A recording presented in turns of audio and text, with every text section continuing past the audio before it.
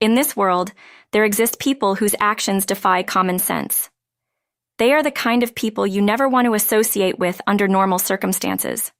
However, humans are prone to making mistakes. If there's filth on the ground, one would normally avoid it. But sometimes you can't avoid it because you don't realize it's filth. The most troublesome are those that don't seem to like filth at first glance. My name is Ruby, and I'm a 29-year-old pharmacist.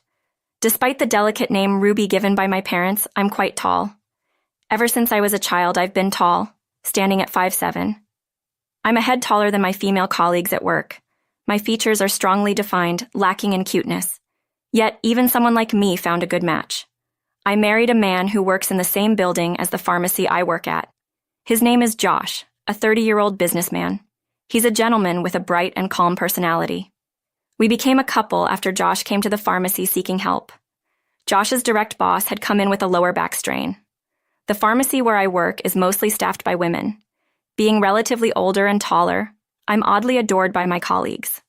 Among them, Crystal, a 26-year-old junior, is particularly noticeable. Raised in an all-girls school, Crystal admires tall women like me. Ruby, let's go for drinks together today, I apologized to Crystal, who invited me with sparkling eyes. Sorry, I have to visit my parents' home with my husband today. It's about my brother. Upon hearing my reason, Crystal smiled in understanding. Oh, your brother's engaged? Right, congratulations. I sighed involuntarily at my junior's pure-hearted congratulations. Perceptive Crystal noticed I was troubled. Seeing her worried expression, I forced a smile to deceive her. Don't look like that, it's nothing serious. Just some issues with my brother's fiancé. Crystal has been under my guidance since she started working at the pharmacy, so she's overly attached to me. Even when I married Josh, she was crying while congratulating us, so it was no secret to such a junior that I was troubled. On our way back to the pharmacy, Crystal asked me in a low voice, "Is it that your parents don't like your brother's fiancé?" Realizing she had hit the mark, I gave in. Dad insists that my brother's fiancé is odd. My family home now only has Dad, as Mom has already passed away. Dad was all smiles and totally supportive of my marriage. However, he's been hesitant about my brother Frederick's marriage. My brother Frederick is 26, the same age as Crystal. Since Mom passed away, Dad has been a single father, and I've tried to fill in for Mom as much as I could. That's why Frederick and I have always had a good sibling relationship. Frederick has always been smart, topping his class in school. He graduated from a prestigious university and now works at a major company. He's a serious and sincere young man, but being so focused on his studies and a bit stiff, he didn't have much experience dating women. Then, Frederick fell in love. The object of his affection was a woman working at the reception desk of the same major company. Her name is Agnes, a 24-year-old beauty. She fell for Frederick too, and they started dating. Frederick, who relies on me as his sister, introduced me to her first. Agnes was charming, lovely, and cheerful. She was so delicate and pure that I understood why Frederick was so smitten. When she learned I was a pharmacist, she said, "That's amazing. I admire you being so smart." She came off as innocent, carefree, and a lovely lady. I thought Dad would be over the moon to have such a sweet daughter-in-law.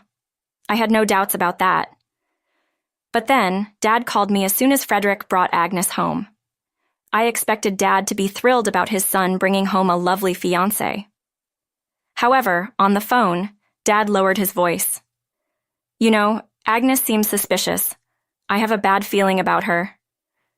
Even Dad, usually straightforward, couldn't tell the happy-looking Frederick and confided in me. Dad had no concrete reason but felt she was shady and creepy. To ease Dad's worries, I decided to visit home with Josh. I can't believe it. Dad was all for it when I married Josh. Hearing me chuckle about Dad's overprotectiveness, Crystal frowned. "I don't like that woman either. How dare she call you her sister?" Crystal seemed angry, jealous that she couldn't call me sister. As I tried to calm down Crystal, pouting her lips, she said seriously, "This is my theory. Having survived an all-girls school, innocent, pure, lovely beauties are usually the worst. Be careful." "Thanks, I'll keep that in mind, even though I don't want to." Little did I know then how accurate Crystal's theory would be. After work, I headed to my parents' house with my husband Josh. I felt bad for making busy Josh take time out. As I apologized for Dad's worries, Josh said kindly, "Don't worry, Cody is just concerned. There must be something. There must be something." Josh was calmly choosing a gift to bring to Dad at home. Josh's mother had also passed away early, leaving him with a single father. My father-in-law, a very busy man we rarely saw, but he was a respectable person, just like Josh's dad would be. He calls me Ruby Lou and is very fond of me. Morris, wanting a daughter, often sends gifts. The last gift was a set of expensive brand watches for couples. I rarely use it because it's too fancy for everyday wear. It's nice of Cody to think of us, but I feel guilty. As we were on the train to my parents' house, I sighed, and Josh smiled. "Don't hesitate. Dad loves you, Ruby." Josh wore the watch Morris had given him. It suited Josh, but as a pharmacist, it would be too conspicuous for me to wear. However, I truly appreciated Morris's kindness and thought of wearing it from now on. Before I knew it, we had arrived at my family home. Now only Dad lives there, as both Frederick and I have moved out. I worried that energetic Dad might be lonely. Dad is an engraver and still carves whenever he gets orders. Dad, though a bit stubborn, is well liked in the neighborhood for his good nature. Such a smart dad is troubled over his son's marriage. Though not based on Crystal or Josh's words, Dad came out silently. When we visited, Dad came out silently. "We're home, Dad. I brought Josh with me," I said. "Good evening. We hope we're not intruding." Dad nodded. And ushered us into the living room. Dad, being fond of cleanliness, keeps the house immaculate. He insisted on us sitting down, stopping me from making tea. "Ruby, Josh, I'm sorry to have you come over so late." I quickly tried to calm him. "Dad, stop it. Let's just relax a bit." As I soothed Dad, Josh presented our gift. It was a famous one wine. So there we were, me, Josh, and Dad, discussing over drinks while I served the sliced cheese. Dad was sipping his wine, then taking a slight breath, he began to speak. "I'm a craftsman dealing with names. Carving so many names has made me sensitive. According to Dad's years of experience, a person is not defined by their name.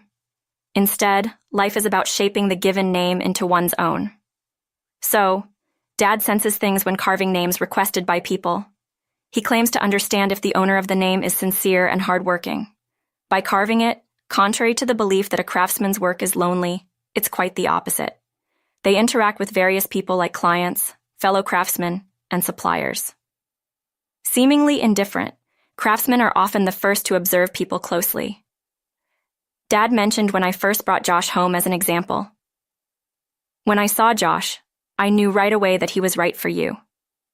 Josh can be trusted. I just knew it."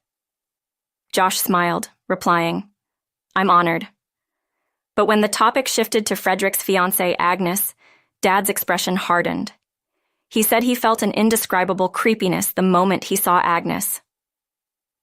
Nothing was explicitly wrong with her behavior. She was polite and beautiful, but something didn't sit right with him. I argue not having had that impression at all. You're overthinking it. Maybe you were just surprised Frederick brought home such a beautiful fiancée. As I chuckled, Dad exclaimed, "Frederick is being deceived. That woman reeks of rot." Overwhelmed by Dad's intense reaction, Josh calmly said, "Even so, Frederick's marriage is their business. It's best to not say anything rash." Nodding in agreement with Josh, Dad sighed. It was all based on Dad's intuition. I thought it rude to hold such a strange, bad impression of Agnes, but Dad wasn't one to badmouth someone just because of his likes and dislikes. I understood his genuine concern for his son's marriage. As I pondered what to do, Josh cheerfully assured, "Don't worry, Cody. If anything happens, I'll handle it." Dad relaxed a bit, reassured by the thought of Josh's help. I thought Josh was just saying it to comfort Dad. I had dismissed it as Dad's unnecessary worry, but Josh was actually making real preparations. Thanks to Josh's persuasion, Frederick and Agnes got married. I was moved by Frederick's groom look. Agnes was also elegant in her beautiful, pure dress. With this, Agnes became my sister-in-law. Frederick remained busy at the major company. He talked innocently about looking forward to their honeymoon. Despite Dad's reluctance, Josh must have convinced him. Frederick was in high spirits, thanking Josh. But I was troubled. There was something odd about my sister-in-law, Agnes. She'd visit me at work whenever she was free. Though the building where the pharmacy is located has restaurants and shops, it's primarily a prescription pharmacy, so patients come in. Her presence without a reason was a disturbance. Initially, she claimed to drop by while shopping. "I have plans to have tea with friends. I just want to see you, Ruby." Agnes's over-familiarity irked Crystal, who glared sharply at her. Crystal was muttering that I should keep Agnes away from the pharmacy because of my busy schedule. What's with her showing up at her sister-in-law's workplace during work hours? I'm sorry. I'll speak to her about it. Despite my warnings, Agnes's behavior didn't change. Many of our patients are sensitive and dislike noise, but Agnes talked loudly in the pharmacy, upsetting the patient's peace. A patient reached their limit and complained to the hospital, which led to a complaint being filed against the pharmacy. I was profusely apologetic to the pharmacy manager. Seeing me like that, Crystal's anger grew. "I can't take it anymore. If you find it hard to say, then I will," she exclaimed. This was during our break as we returned from lunch at a nearby cafe. During our break, I had repeatedly scolded Agnes, but to no effect. Frederick was also troubled that Agnes had quit her job and wasn't doing any housework. Regrettably, Dad's bad premonition had come true. Dad became wary of Agnes and took away the keys to the family home from Frederick. This led to a major argument between Frederick and Dad, but it was a wise decision. Frederick gradually realized why Dad had sounded the alarm as he learned of Agnes's unreasonable behavior. For some reason, Agnes kept following me. It didn't seem like genuine affection from a sister-in-law, but rather something more sinister. The thought of Agnes showing up.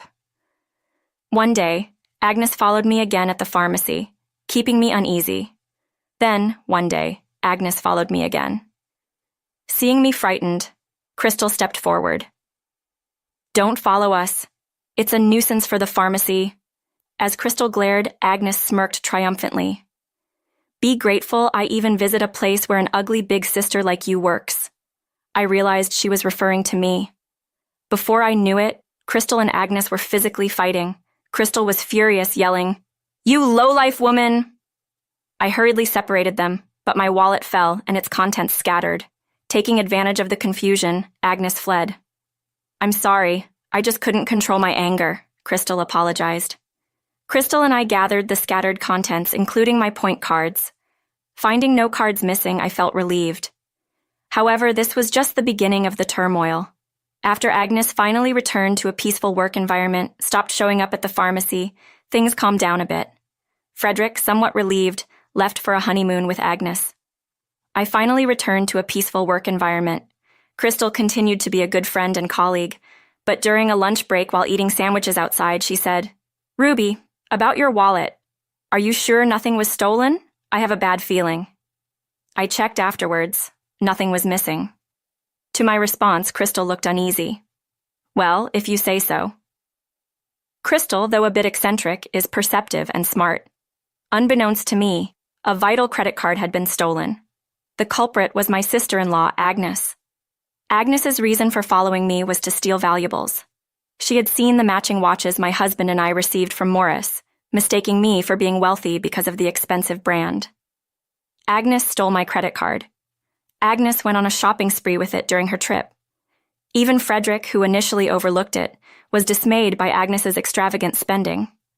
Frederick confronted Agnes about her excessive shopping, clearly exceeding the credit limit. "Isn't it strange to be able to shop this much?" Agnes ignored Frederick's suspicions. She had extravagantly spent a total of $220,000 on my credit card. Frederick paled when he realized it was a card in my name. But Frederick knows my personality well. He sensed something was off. Agnes, getting carried away, called me during a break at work. Crystal was listening next to me. Agnes said in a ridiculous tone, "Thanks for the $20,000 wedding gift." She claimed to be thankful for being allowed to use my credit card. I was confused for a moment. "So, I don't have a..." Agnes made a strange noise. At my cool response, Agnes made a strange noise. "Huh?" She candidly confessed to stealing the card from my wallet, knowing it was in my name. That's when I finally realized the truth. Agnes had unwittingly used a passport to hell. In short, the card was in my name, only managed by Morris. I usually didn't carry it around. Originally, I preferred electronic money payments over credit cards, but Morris insisted on getting me one when I married Josh.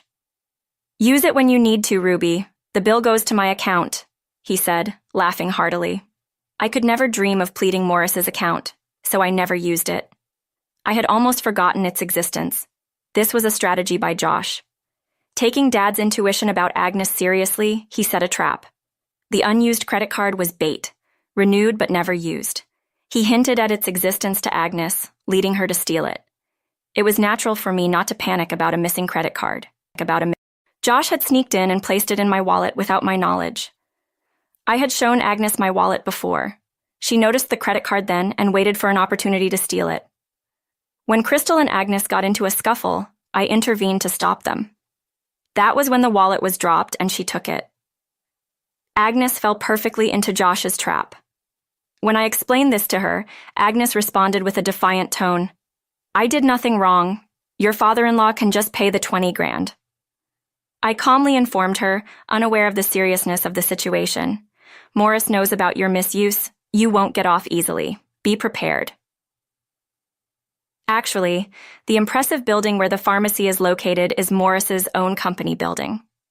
Josh assists in Morris's work. Both Morris and Josh are serious businessmen and gentlemen, but also strategists. Moreover, Morris has a wide range of connections. He even has his interactions with people who operate on the fringes of the law. Misusing a credit card managed by such a cunning mogul would not end well. Morris was fully intent on detaining Agnes upon her return. When he told her his men were watching the airport, Agnes's voice trembled. "What's going to happen to me?" "I don't know. I don't care, really," as I coldly replied. Agnes got angry on her own. She shouted that her husband Frederick would pay. But that was impossible. Frederick had resisted Dad but yielded to Josh's persuasion and presence. Not going through with the registration of their marriage, meaning even after the wedding ceremony, they were still strangers. Knowing the truth, Frederick had left Agnes behind and returned home. Agnes cried when she realized Frederick had abandoned her. As her crying grew loud, I was about to hang up, but Crystal snatched the phone. Crystal harshly dismissed the sobbing Agnes. "It's your responsibility, right? You deserve it, ugly." After Crystal handed the phone back, I ended the call. "You have a personal grudge against women like Agnes." She just smiled at my question. And so, my brother Frederick's marriage fiasco ended. Frederick sued Agnes for the unauthorized use of the stolen card. Agnes couldn't pay back the $20,000, so she ended up borrowing from a financial institution introduced by my father-in-law Morris, with high interest rates. Agnes's debt quickly ballooned to a huge amount. She worked tirelessly morning to night to repay it. However, she was caught trying to default and flee. It seems she's working abroad now. What kind of job? I don't know. Frederick had quarreled with Dad over the marriage, but they reconciled. Josh mediated, and our family was back to normal. Frederick regretted not being more discerning with women. "I'm ashamed for troubling everyone," Josh comforted the disheartened Frederick. "Frederick, even with a pretty and pure woman, you should look a bit more at the inner self." Frederick nodded earnestly to Josh's gentle admonition. I apologized to Morris for the trouble caused, but Morris just smiled broadly, waving it off. "For Ruby Lou, it's no big deal. Josh did well, huh?" Morris then invited us all on vacation during our next break. Josh and I agreed, but Morris chuckled mischievously. "Why not invite Ruby's dad and Frederick too?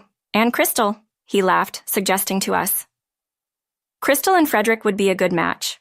When I invited Crystal, she was thrilled to accept. "Traveling with you is like a dream." She didn't mind that it wasn't just me, but also Josh, my father-in-law, Dad, and my brother. Eventually, we all went on vacation. Josh and I explored tourist spots together, while Morris and Dad relaxed by the sea. Meanwhile, Crystal and Frederick were arguing. The strong-willed Crystal blamed Frederick for falling for someone like Agnes. Frederick was initially patient, but eventually, he couldn't take it anymore. "I admit I caused a huge problem for my family, but you don't have the right to scold me like this." "I do. I'm Ruby's little sister." When Morris and Dad returned from the sea, Frederick was crying, and Crystal was eating ice cream. Seeing Frederick's heartache from Crystal's lecture, Morris whispered to Dad.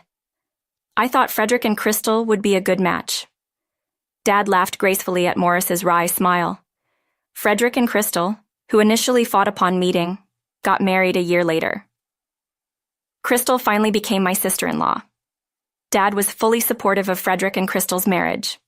Indeed, Dad had the ability to see through people's true nature. Josh Morris and I are smiling, convinced